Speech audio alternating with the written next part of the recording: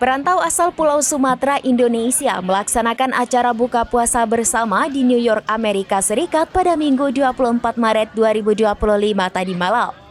Ibrahim Berdan, perantau asal Aceh Timur, kepada serambinews.com mengatakan acara buka puasa bersama komunitas Sumaterans Tigers ini berlangsung di Masjid Al-Hikmah.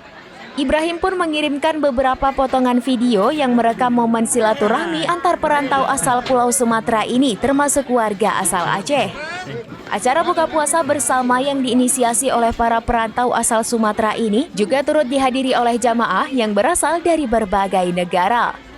Dari New York, Amerika Serikat, Syedaralun Ibrahim Berdan melaporkan untuk serambinews.com.